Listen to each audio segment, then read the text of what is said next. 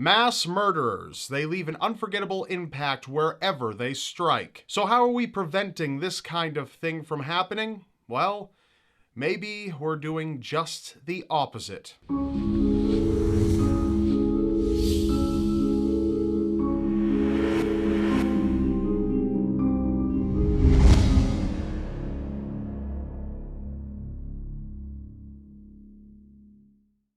Andreas Lubitz, the 27-year-old co-pilot known for intentionally downing the Germanwings flight into the French Alps. While some claim he was simply mentally troubled and suicidal, the truth was in fact that Andreas was a mass murderer. Let me explain why. America seems to have a certain fascination with multiple murder. Serial killers, for instance, have inspired countless books, television shows, and movies, but serial killers are of a different mind. In the multiple murder family, mass murderers stand alone. While other types of killers like to avoid getting caught, a mass murderer in most instances is depending on being noticed for their act of violence. First, let's take a look at a mass murderer versus, say, a serial killer. Mass murderers are unique as their span of killing is very short. It's an event of sudden and open violence, usually consisting of 3 or more murders at a single location with little time in between the killings. A serial killer's killings are drawn out, with cooling off periods in between, which can sometimes last months or even years. Serial killers are also oftentimes a lot harder to detect, as they could be functioning parts of society and even have successful family lives. A mass murderer can at times be seen as a loner, consistently met with failure, who is unable to maintain healthy relationships and may be obsessed with guns and anti-government ideologies. This isn't always the case, as there are multiple types of mass murderers, typically divided into several groups. Disciple killers, killers who follow a manipulative leader like Charles Manson. Family annihilators, those who wipe out their entire family like the famous DeFeo murders in Amityville. Pseudo-commandos, weapon fanatics who carefully plan their attack, which is often based on revenge in some form. The Columbine shooters fall into this category, but they also fall into another, being the school shooter group, which is, of course, self-explanatory. Then there are disgruntled employees who will always shoot up their workplace, like Patrick Sherrill, who killed 14 postal workers at his workplace before killing himself. This event and others like it inspired the phrase "going postal." And then set and run killers like the Boston Bombers or Timothy McVeigh, who set bombs and tried to escape. These are seen as the only type of mass murderers who try to avoid being caught, as most mass murderers begin their killings with an endgame. They have no intention of surviving. Rampage killer is also a term widely associated with mass murderers, where a person will simply go into public and try to gun down as many people as they possibly can. And acts of terrorism are also considered to be a form of mass murder. So we know that Andreas Lubitz didn't fall into certain categories. He wasn't a disciple killer, as he had no leader. He didn't annihilate his family, he wasn't a pseudo-commando or a school shooter, and he wasn't trying to get back at coworkers. And he had no intention of surviving, making him a poor choice for a set-and-run killer. So what motivated Andreas to kill 150 people? Most frequently, mass murderers are focused on revenge in some way, shape, or form. This may be against a single person or society as a whole. There is an important factor to take into consideration, however, and that's something that Andreas said sometime before he died. According to Andreas' ex-girlfriend, he often spoke of wanting to be remembered for something. In her words, he said, "One day I will do something that will change the whole system, and then all will know my name and remember it." This line is very important as it hints to a powerful delusion, a delusion of grandeur. While most people want to be remembered for something in this world, a healthy mind understands the process, and that process is usually positive.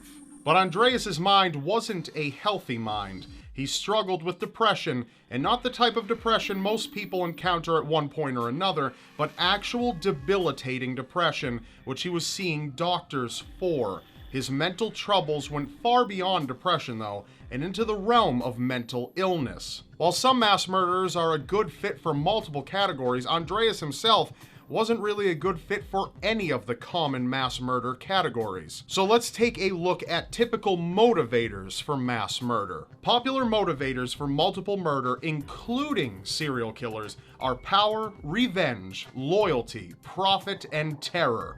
Power is the most commonly found motivator. This may be simple dominance to sexual dominance. Some people just enjoy playing God with people's lives and ending them at their own discretion. It gives them a high. Revenge applies to your disgruntled employees looking to get back at the company that let them go. But it also applies to people like Elliot Rodger, who initiated his own drive-by mass murder spree when he killed 6 people. One of his prime motivators was to punish women for rejecting him and to punish men for having a better quality of life than he did. His rampage was also a display of power and dominance over others who he, at one point, felt inferior to. Loyalty is one not many people understand, however. While this covers disciple killers, let's take a step further to something less obvious. A father murders his entire family and then kills himself. This is an act of loyalty in the murderer's eyes. He has a reason to believe his family will encounter or is encountering unconquerable hardships and believes that the only way out is death. Even if it's a horrific act, he can't just commit suicide. He doesn't want his family living with the shame and hardships that would result from their father ending his own life. So in order to ironically protect his family, he kills them. Profit is glaringly obvious. This covers killing others for financial gain. As it applies to a mass murderer, someone who murders multiple people in a single event, we could say that it equates to robbers eliminating multiple witnesses.